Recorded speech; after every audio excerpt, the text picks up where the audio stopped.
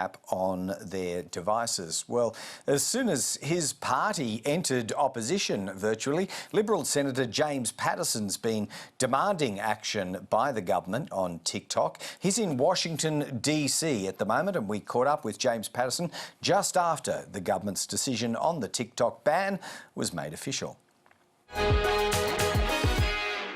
James Paterson, you've been extremely critical about the time taken for the government to reach the decision that it has now made on the TikTok ban on publicly owned devices. Then again, it took advice from ASD and other agencies. Hasn't due process simply been followed here by the Australian government? There's no doubt, Greg, that it is a good thing that the Albanese government has finally made this decision, but it is not clear to me what has taken them so long to get here, when our friends and allies have been acting for months and many weeks. In the case of the United States, over 3 months ago announcing their ban, it has been publicly reported that the Department of Home Affairs advice provided to the government was handed to them several weeks ago. So really, it's only them who can explain what the delay was and why we have lagged the world and are now the last of the Five Eyes partners to announce a ban. You are there in the United States, engaged in multiple conversations with partners, broadly defined. What have they been saying about Australia's processes up to this point? I'm well aware they may not yet know of the government's decision. Yeah, I certainly have been quizzed in a number of my meetings with interlocutors here who were puzzled by the fact that Australia was taking so long to make this decision, because Australia and the United States normally work in lockstep in these things. We normally make these decisions in very similar timing. And because the easiest thing to do is to ban it from government devices, but it's much harder to deal with the much more complex problems of the 150 million Americans or 6 to 7 million Australians who also use that app.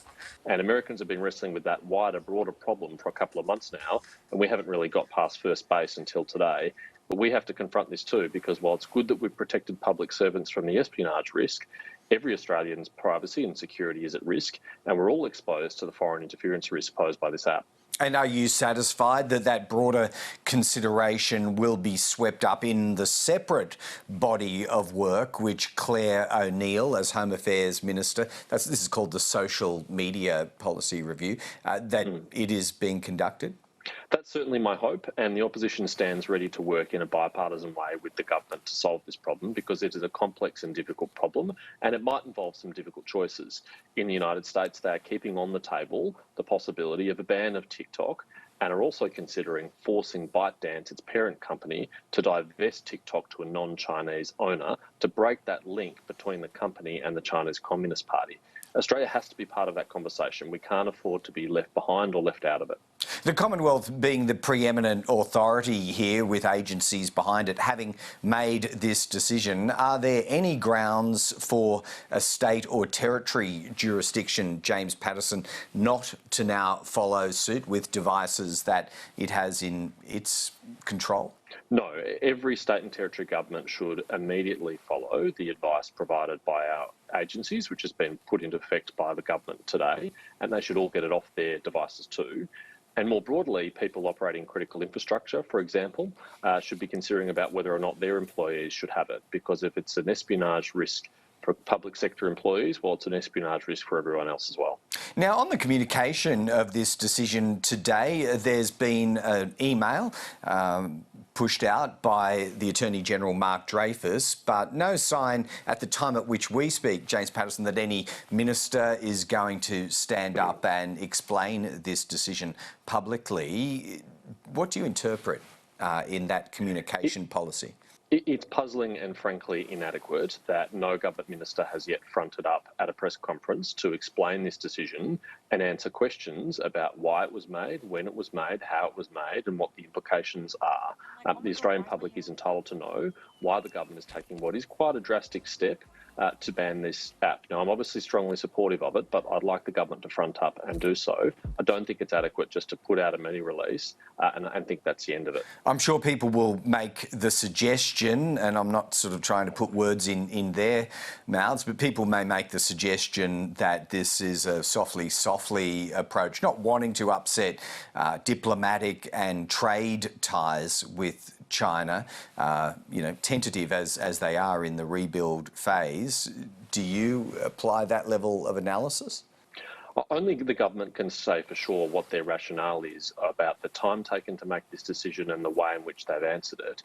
But certainly it was the case in 2018 when Australia led the world in banning Huawei from our 5G network, that the Chinese government was very unhappy about it. Even a few weeks ago, when I forced the government to get rid of the Hikvision and Dua surveillance cameras in the federal government, the Ministry of Foreign Affairs in China condemned the government for doing so. So that might be part of their rationale, but they shouldn't be influenced by that. We must always put the national interest and the national security of Australians first, and if other governments don't like that, they're going to have to deal with it. All right, and can I ask you about technical coverage here? The instructions as they're issued, in fact, it's called a direction from the Protective Security Policy Framework that's overseen by Attorney General's Department, are fairly comprehensive, but there are, quote, legitimate business reasons why a government agency or department may be able to continue running TikTok as an app. Is that acceptable to have this wriggle room, do you think?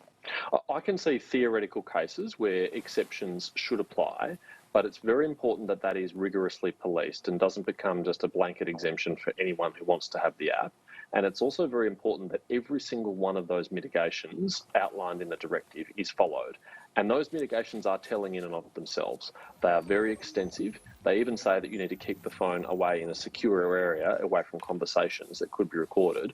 And I think that really speaks to the level and depth of concern about the national security risk that this app poses, which of course the company has denied for a long time, but they have a track record of denying things that subsequently turn out to be true about their operations. And there are also some limits on the direction as it might apply to government business enterprises, corporations. I think the ABC, speaking frankly, is one that's not technically covered by it. NBN Co would be another. Do you have any views on whether any of those entities should be? Well, journalists are in some ways at the greatest risk from this application because we have a smoking gun. In December last year, the company was forced to admit that it had used the app to try and spy on journalists as a means of identifying their sources. So any journalist who is using the app, particularly on a device they also use to communicate with their sources, is putting those sources at risk and really shouldn't be taking those sort of risks. At the very least, it should be on a completely separate device, if at all. Yeah, well, who knows? Perhaps some of these entities might make their own independent decisions in relation to TikTok. James Paterson, getting late there where you are in Washington, DC. Appreciate your time this evening. Your time.